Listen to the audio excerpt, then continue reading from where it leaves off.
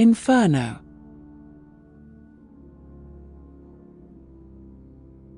Canto 11. Enne sull'estremità d'un'alta ripa, che facevan gran pietre rotte in cerchio.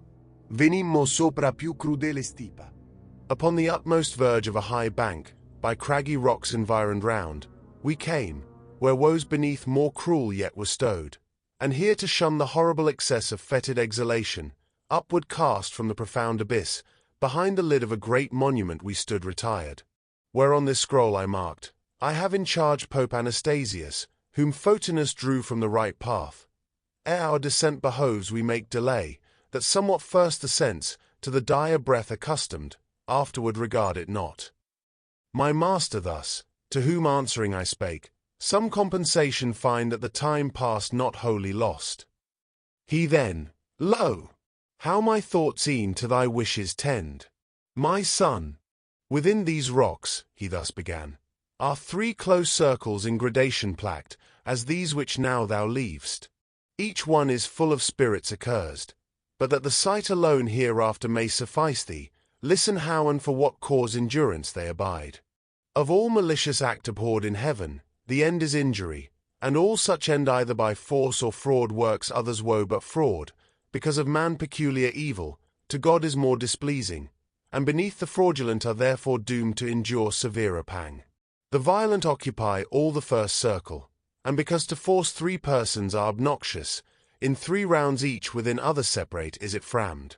To God, his neighbour, and himself, by man force may be offered. To himself I say and his possessions, as thou soon shalt hear at full. Death, violent death, and painful wounds upon his neighbour he inflicts, and wastes by devastation, pillage, and the flames, his substance. Slayers, and each one that smites in malice, plunderers, and all robbers, hence the torment undergo of the first round in different herds.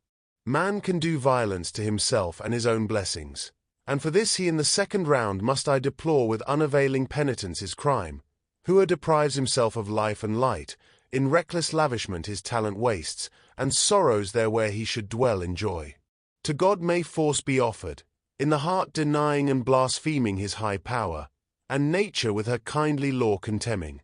And thence the inmost round marks with its seal Sodom and Cahaz, and all such as speak contemptuously of the Godhead in their hearts. Fraud, that in every conscience leaves a sting, may be by man employed on one, whose trust he wins, or on another who withholds strict confidence. Seems as the latter way broke, but the bond of love which nature makes. Whence in the second circle have their nest dissimulation, witchcraft, flatteries, theft, falsehood, simony, all who seduce to lust, or set their honesty at pawn, with such vile scum as these. The other way forgets both nature's general love, and that which thereto added afterwards gives birth to special faith. Whence in the lesser circle, point of the universe, dread seat of Dis, the traitor is eternally consumed. I thus, instructor, clearly thy discourse proceeds, distinguishing the hideous chasm and its inhabitants with skill exact. But tell me this, they of the dull, fat pool, whom the rain beats, or whom the tempest drives, or who with tongues so fierce conflicting meet, wherefore within the city fireland are not these punished, if God's wrath be on them? And if it be not, wherefore in such guise are they condemned?